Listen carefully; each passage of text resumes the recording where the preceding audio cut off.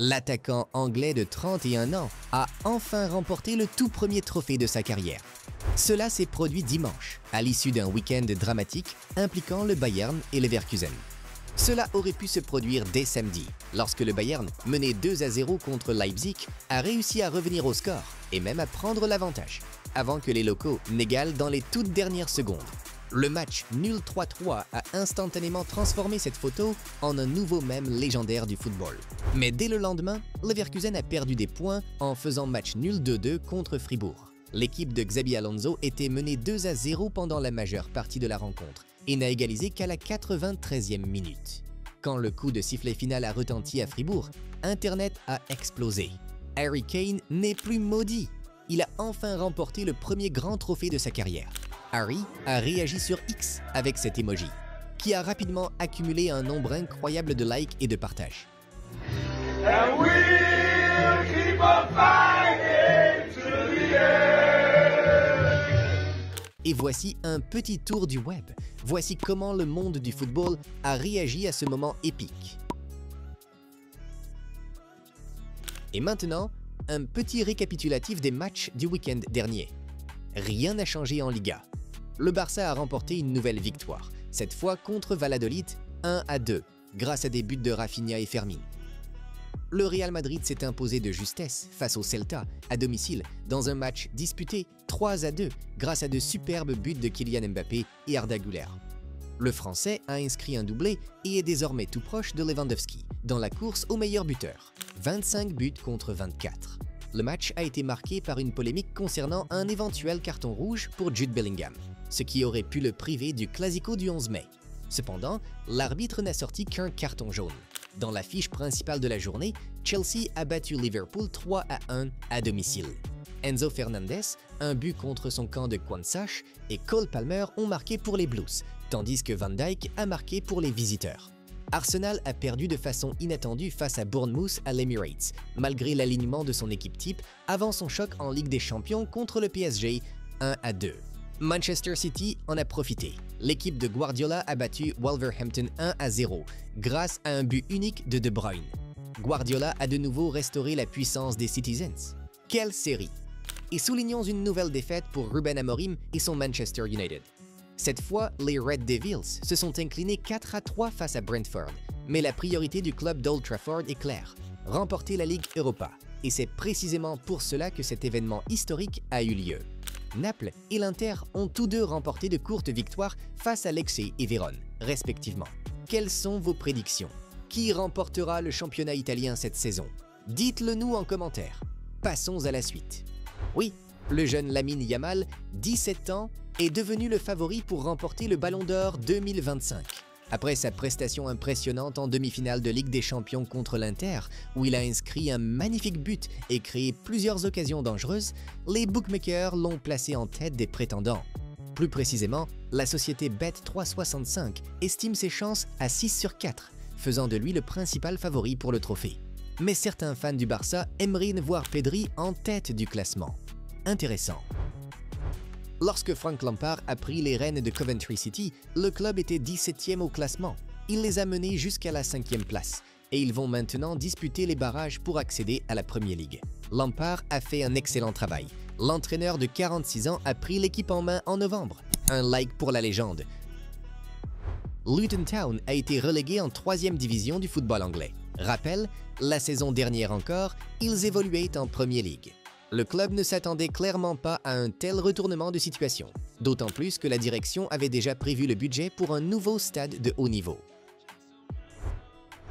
Paris FC est monté en Ligue 1 et une nouvelle réalité passionnante s'installe dans le championnat de France. Suite à leur promotion dans l'élite, le club prévoit de recruter 6 à 8 joueurs ayant l'expérience de la Ligue 1 cet été, selon l'équipe. Rappel, le Paris FC appartient à la famille Arnaud, l'une des plus riches du monde. Nous assistons à l'ascension d'un nouveau géant dans la Ligue, un club qui n'appartient qu'à lui-même. Mais il y a un autre détail intéressant. Avec la montée du Paris FC en Ligue 1, le derby parisien de la saison prochaine pourrait être le plus proche géographiquement du monde du football. Depuis son partenariat avec Spotify, le FC Barcelone collabore régulièrement avec de grands artistes musicaux lors de ses matchs contre le Real Madrid en lançant des maillots exclusifs. Parmi ces artistes, Rosalia, Drake et les Rolling Stones. Mais cette fois, l'influence de la culture streetwear apportée par Travis Scott a permis au Barça de générer des revenus astronomiques grâce à ce nouveau maillot. Le club a lancé les ventes à 9 h du matin. Quelques minutes plus tard, tout était épuisé. Toutes les tailles et versions se sont vendues, quel que soit le prix. 2 versions existaient. La version standard à 399,99 € et la version signée par Travis Scott à 2 999,99 €. Au total, Barcelone a vendu 3 798 exemplaires du maillot spécial El Clásico en collaboration avec Travis Scott, générant plus d'1 500 000 € de recettes. En plus de cela, 22 maillots signés à 2 999,99 € chacun ont été vendus, rapportant plus de 65 000 € supplémentaires. Après 3 défaites consécutives et une élimination à un pas de la finale de la Ligue des champions de la CONCACAF, Inter Miami avait besoin d'une victoire. Mission accomplie. La victoire contre les Red Bulls a été très convaincante. Miami a marqué 3 fois avant la 39e minute, puis les deux équipes ont inscrit un but chacune. Luis Suarez a marqué un but et délivré une passe décisive, tandis que Léo Messi a inscrit le dernier but du match. « Nous avions besoin de cette victoire », a déclaré Javier Mascherano. Il fallait retrouver de la confiance. Cette efficacité en première mi-temps, c'est ce qui nous manquait. Au nombre de points perdus, Miami est désormais à égalité avec Columbus, leader de l'Est, 21 et 24 points respectivement.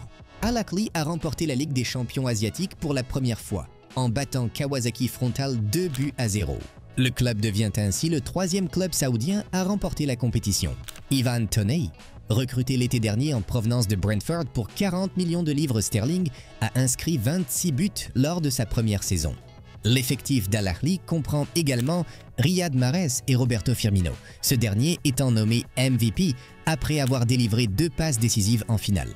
Firmino a salué la mentalité de l'équipe. Cette victoire marque le premier titre du club après avoir été finaliste en 1986 et 2012. Le triomphe a été célébré devant 58 000 fans au King Abdullah Sports City Stadium de Jeddah. Désormais soutenu par le fonds d'investissement public saoudien, le club vise à continuer d'écrire l'histoire et de remporter de nouveaux titres. Le milieu de terrain de Manchester City Rodri a repris l'entraînement collectif après avoir récupéré d'une blessure au ligament croisé antérieur subie en septembre dernier. Cette saison, l'international espagnol n'a disputé que 3 matchs toutes compétitions confondues, sans inscrire de but ni délivrer de passes décisives. En octobre, Rodri a été récompensé par le Ballon d'Or 2023-2024 en tant que meilleur joueur de la saison. On imagine la joie des fans de Manchester City et les chances du club de remporter la Coupe du Monde des clubs de la FIFA viennent d'augmenter considérablement. Toni Kroos, qui a pris sa retraite l'été dernier, a couvert Pedri González d'éloges dans son podcast, allant jusqu'à dire que le jeune Espagnol est actuellement le meilleur du monde à son poste. À une semaine du classico décisif de Liga entre le Barça et le Real Madrid à Montjuïc, le milieu de terrain allemand s'est exprimé clairement. Pedri est l'un de ces joueurs dont on ressent vraiment l'absence sur le terrain. Ce n'est pas juste une question de but ou de passe décisive. Il apporte des solutions. Battre un adversaire ne se fait pas toujours par une passe, et Pedri est l'un des rares milieux à pouvoir dribbler dans des espaces serrés. Il est peut-être même plus important que Lamine Yamal, Rafinha ou Lewandowski. Ce sont eux qui font basculer les matchs, mais pour que cela soit possible, Pedri est, selon moi, actuellement le meilleur joueur au monde dans son rôle. Et la réaction à cette déclaration est tout simplement épique, à savourer. C'était un nouvel épisode de Nouvelles de football, Tribune, avec les plus grandes actus du monde du football que vous ne pouvez pas manquer. Cliquez sur « J'aime », envoyez cette vidéo à vos potes fans de foot et n'oubliez pas de vous abonner à notre chaîne. Et dans les commentaires, dites-nous d'où vous nous regardez. Bonne journée à tous, à la prochaine.